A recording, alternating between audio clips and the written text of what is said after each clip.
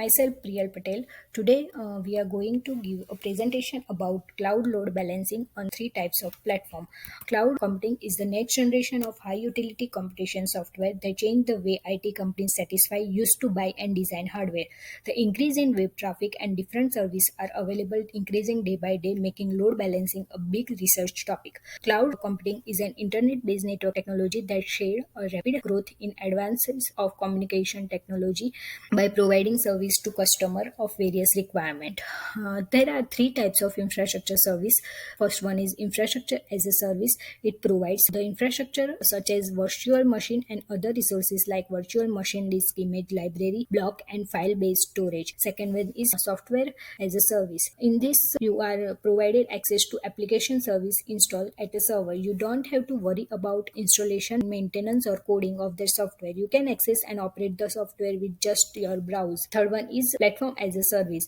It provides computing platform while typically includes an operating system. Load balancing is the process of redistribution of workload in a distributed system like cloud computing, ensuring no computing machine is overloaded, underloaded or idle. Load balancing tries to speed up different constraint parameters like response time, execution time, system stability, therefore improving the performance of the cloud. Why the load balancing is important? Load balancing is a core networking solution used to distribute traffic across multiple servers in a server farm. Load balancer improve application availability and responsiveness and prevent server overload.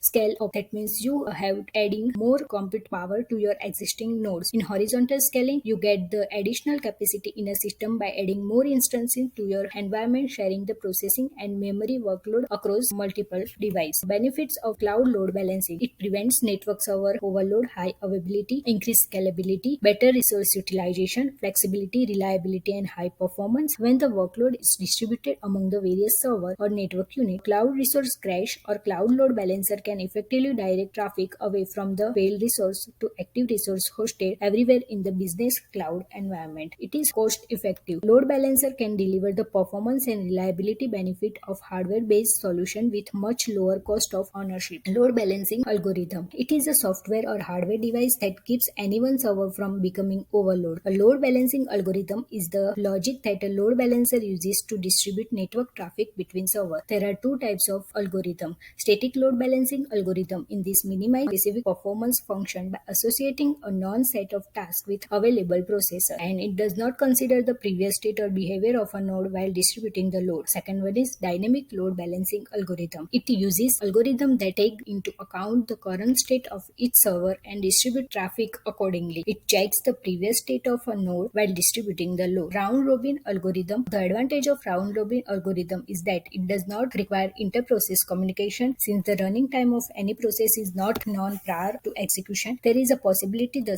some nodes may get heavily loaded. And weighted round robin algorithm is a modified version of round robin load algorithm, and this algorithm assigns relative weight to all the virtual machine. Thank you. Next, I will explain types of load balancers. The load balancers could also be based on cloud-based balancers. First one is the network load balancing. This is the fastest local balancing solution, but it is not capable of balancing the traffic distribution across the servers. And next one is the HTTP load balancing. It is the oldest kind of load balancing which relies on layer 7. This means that the load balancing operates in the layer of operation. This is the most flexible kind of load balancing as it lets you make the distribution decision based on the information that you get from the HTTP address. Third one is internal load balancing. This is also same as the network load balancing, but it gets rearranged to balance the infrastructure internally. The load balancer could further be divided into hardware, software and virtual based balancers. First one is the hardware load balancer. It relies on the premise and physical hardware that distribute the network and the application traffic. The device is capable of handling a large traffic volume, but these come with a heavy price tag and also have a limited flexibility. Second, software load balancer. This could be an open source or commercial form and should be installed before using it. Third one is the virtual load balancer. This differs from the software load as it deploys the software of the hardware load balancing device on the virtual machine. Next one is how to choose a cloud service provider. It is based on reasons and availability, common compute services and networking and fourth one is the pricing. First one is the reasons and availability. For this, Amazon Web Service has 25 geographic regions with 81 availability zones. For Microsoft Azure runs 60 plus regions with minimum 3 availability zones. Third one is the Google Cloud Platform has a 27 cloud regions with 82 zones. And next one is the Common Compute Services. These services are virtual machine compute instance, PaaS, container and serverless functions for AWS, Azure and GCP. Next one is the networking. Networking services are virtual network, load balancing, firewall, DNS, CDN for AWS, Azure and GCP. And fourth one is pricing. This is comparison along the pricing models of AWS, Azure and GCP. For smallest instance, in case of AWS, that includes 2 virtual CPU and 8 GB RAM, and it has a cost $69 per month. For Azure, it has 2 CPU, 8 GB of RAM, and it has a cost $70 per month. And for GCP, it has $52 per month for 8 GB RAM and 2 virtual CPU. For our largest instance, AW has a $3.97 for per hour for 3.84 TB RAM and 128 CPU. And for Azure, it has 6.79 per hour $. And for GCPS, 5.32 per hour $. So AWS has a very less price. Next one is the deployment of load balancers on cloud. A load balancer distributes user traffic across multiple instances of your application by spreading the load balancing, reducing the risk that your applications experience performance issues. First, AWS is a platform where users can choose to store data close to their location with minimum data loss during server and storage transfer. Second one is Azure is open to hybrid cloud systems and provide easy integration with Microsoft tools and software. It has a high availability zones than AWS. Third one is GCP. GCP specialize in higher compute offering like big data, machine learning. GCP provides easy integration with other GCP services like compute engine or app engine, and it has a well detailed API reference guide. Thank you. Thank you, Maninder. So our purpose of this project was to set up load balancer on virtual private cloud and deploy classic load balancer on Amazon's AWS, public load balancer on Azure, and external HTTP load balancer on Google's GCP. I will start by explaining the deployment of classic load balancer on Amazon's AWS. Elastic load balancing detects unhealthy instances and routes traffic only to the healthy ones. Our load balancer serves as a single point of contact for clients, which increases the availability of application.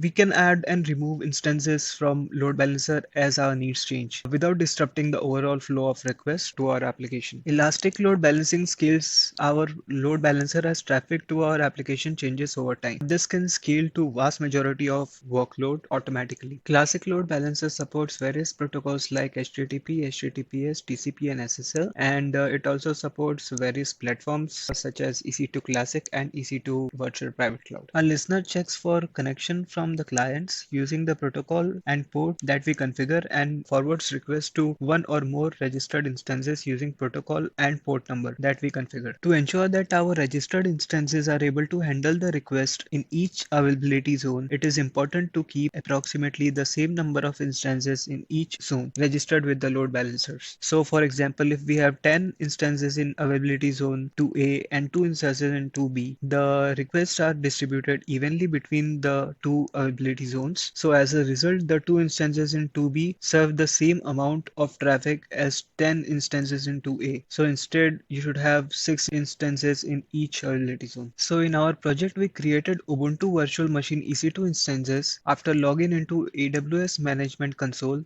and both the virtual machines are assigned within a virtual private cloud, which allows us to control network access to and from our AWS resources. Some of the benefits of using Classic Load Balancer are that it supports EC2 Classics as a platform, and it supports TCP and SSL listeners, which makes it more secure and more stable in deploying the applications. And it also supports custom application cookies. And most important part is that it automatically detects unhealthy instances. Azure is an open source and flexible hybrid cloud platform that helps in development, service hosting, service management, and data storage. The Azure Cloud Computing Tool hosts web applications over the internet with the help of Microsoft data centers. Azure gives PaaS cloud platforms to its users, where SQL is a cloud-based version of SQL servers, and Azure App Fabric is collection of services for cloud applications. So we can say that Azure has three components, namely compute, storage, and fabric controller. The fabric controller ensures scaling, load balancing, memory management, and reliability of features. Azure Load Balancer uses a 5-tuple hashing algorithm for distributing of